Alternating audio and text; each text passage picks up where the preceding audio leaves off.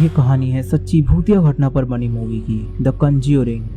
So let's start the movie explanation by films explainer. इस movie के start में हम रोजर और कैरोलिन के परिवार को देखते हैं जो कि नए घर में शिफ्ट होते हैं, लेकिन उनका डॉग इस घर के अंदर नहीं जा रहा होता। वहीं हम रोजर की एक बेटी अप्रैल को देखते हैं जिसे पेड़ के पास एक टॉय मिलता है और वो उसे अपने साथ रख लेती है। और जब सारी लड़कियां खेल रही होती हैं तो उनसे एक लकड़ी टूट जाती है। फिर जब रोजर आकर देखता है तो वहाँ नीचे पूरा एक स्टोर रूम होता है।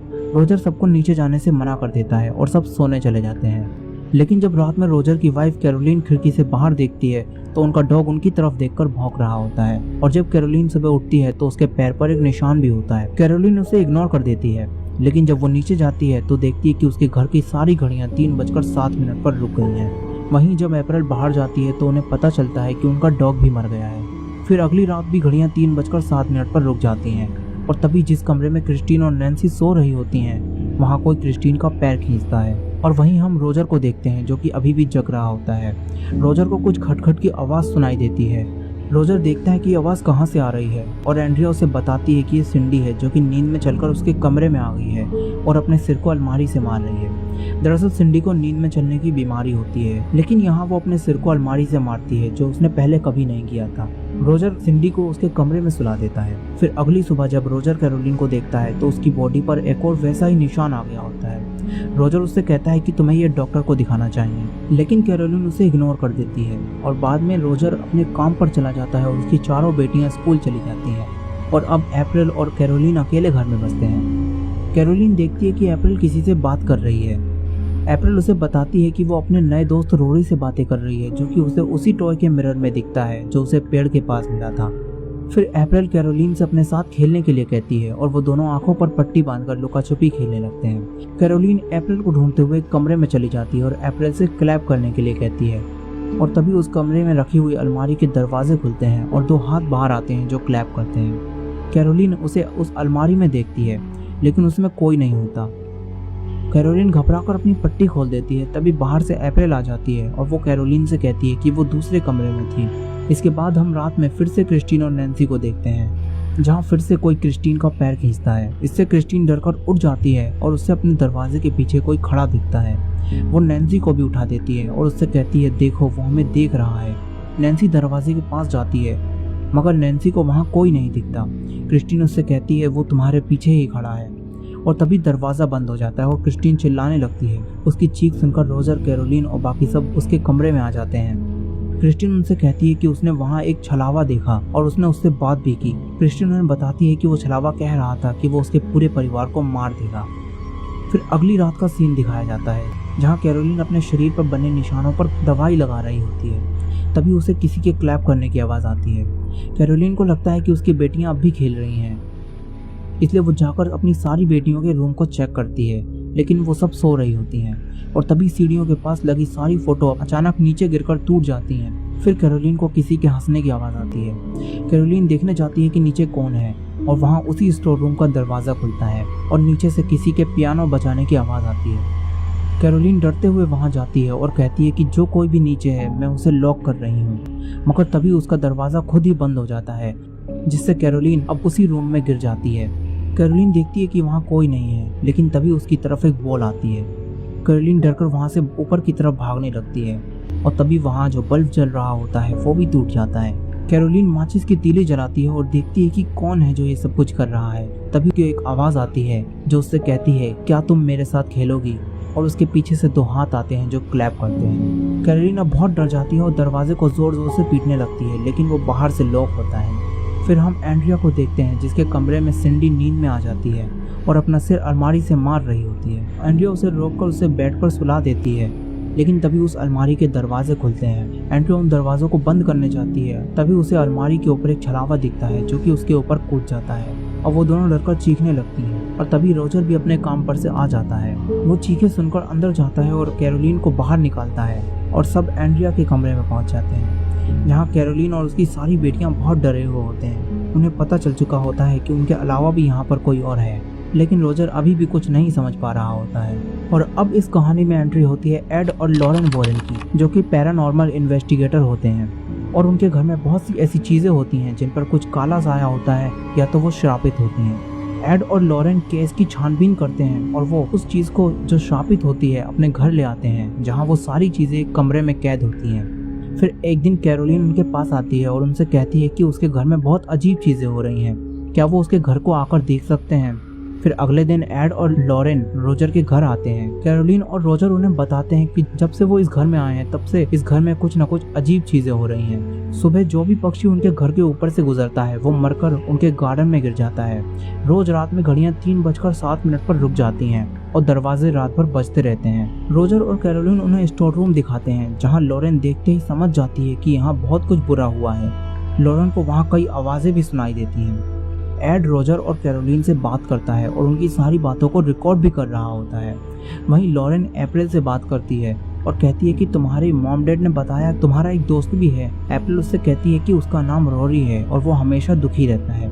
लॉरेन अप्रैल से कहती है कि क्या वो रोरी को देख सकती है, और जब वो उसके टॉय के मिरर में देखती है तो उसे खिड़की के पास एक लड़का खड़ा दिखता है। लॉरेन बाहर जाती है उसी पेड़ के पास जहाँ अप्रैल को वो खिलौना मिला था, और एड भी वहां आ जाता है। लॉरेन देखती है कि वहां पेड़ पर कोई लटका हुआ है।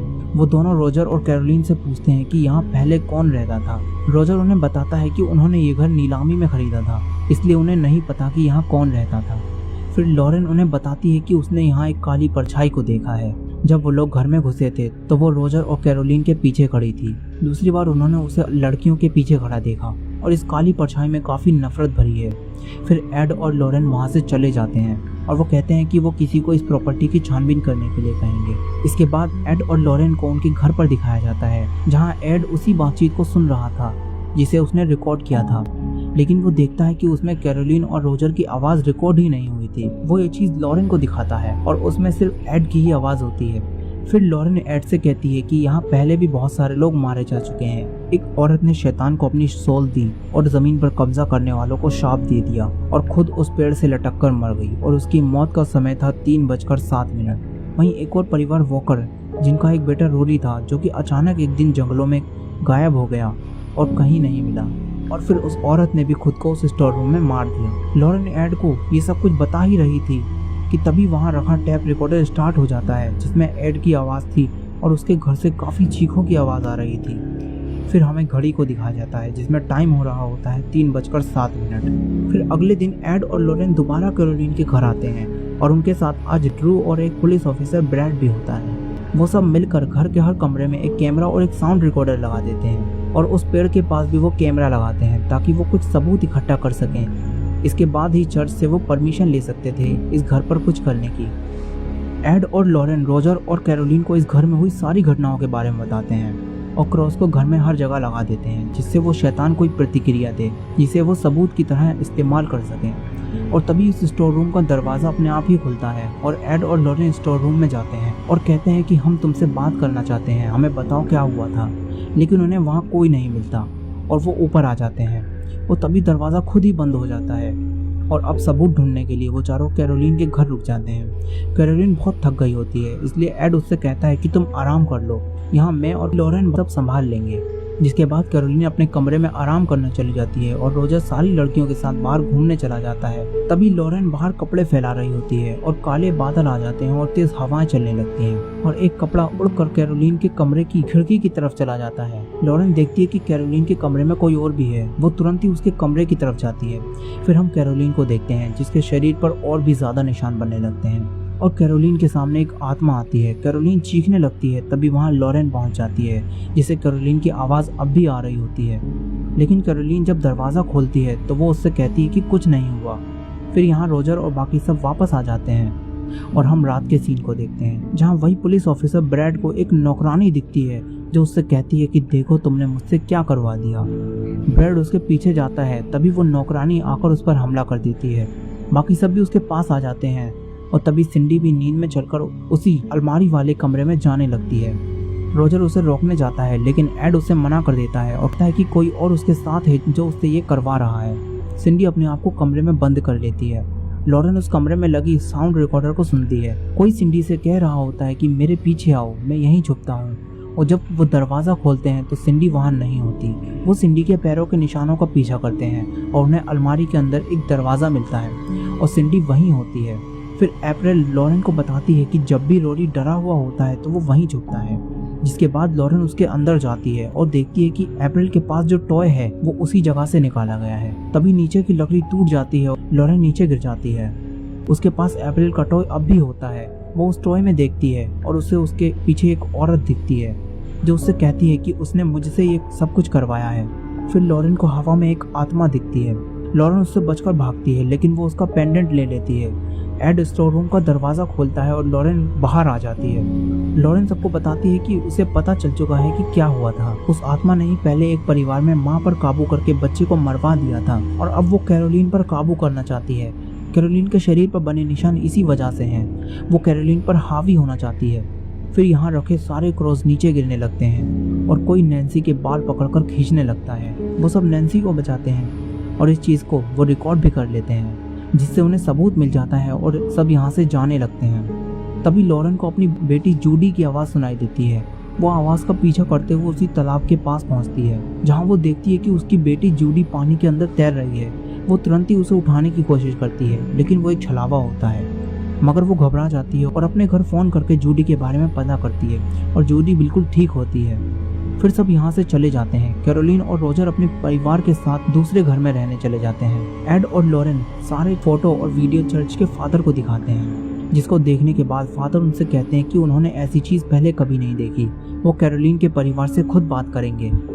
फिर एड और लॉरेन वहाँ से चले जाते हैं। फिर हम एड और लॉरेन की बेटी जूडी को देखते हैं जिसकी घड़ी रुक जाती है और कोई जूडी का पैर खींचता है। जूडी उठ जाती है और देखती है वहाँ कोई नहीं है। उसे लगता है कि उसके मॉम डैड यानी एड और लॉरेन वापस आ गए हैं। लेकिन जब वो नीचे जाती है तो देखती है कि उस कमरे का दरवाज़ा खुला हुआ है जहाँ सारी शापित चीज़ें रखी जाती हैं और अब यहाँ एनाबेले डॉल अपने केस में नहीं होती।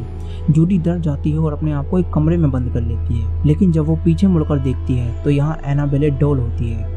जूडी डरकर जोर जोर से चीखने लगती है। तभी उसकी दादी उठकर आ जाती हैं और यहाँ एड और लॉरेन भी वापस आ जाते हैं। वो दरवाज़ा खोलकर जूडी को बचा लेते हैं। जूडी उन्हें बताती है कि एनाबेले डॉल अपने केस में नहीं थी, इसलिए एड एनाबेल के केस को देखने जाता है। लेकिन अब एनाबेल केस में होती है। फिर हम रोजर को देखते हैं जो बाहर से आता है। एंड्रिया उसे बताती है कि अभी कैरोलिन क्रिस्टीन और अप्रैल को लेकर पता नहीं कहाँ चली गई।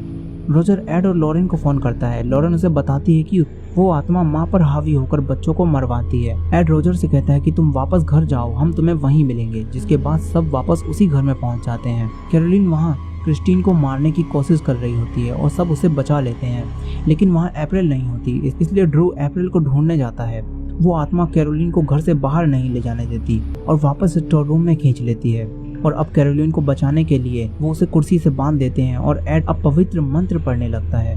वो आत्मा बहुत तेजी से चीखती है जिसकी वजह से सारा सामान नीचे गिरने लगता है और बाहर बहुत सारे पक्षी पूरे घर को घेर लेते हैं। ड्रू अप्रैल को ढूंढ रहा होता है और उसे किचन के नीचे से अप्रैल की आवाज़ आती है। दूसरी तरफ एड मंत्र पढ़कर कैरोलिन को बचाने की कोशिश करता है, लेकिन तभी कैरोलिन हवा में उड़ने लग और कुर्सी टूटकर गिर जाती है। वो आत्मा अब भी कैरोलिन के अंदर होती है। वो रोजर से कहती है कि तुम्हारी वाइफ मर चुकी है और अब तुम सबकी बारी है।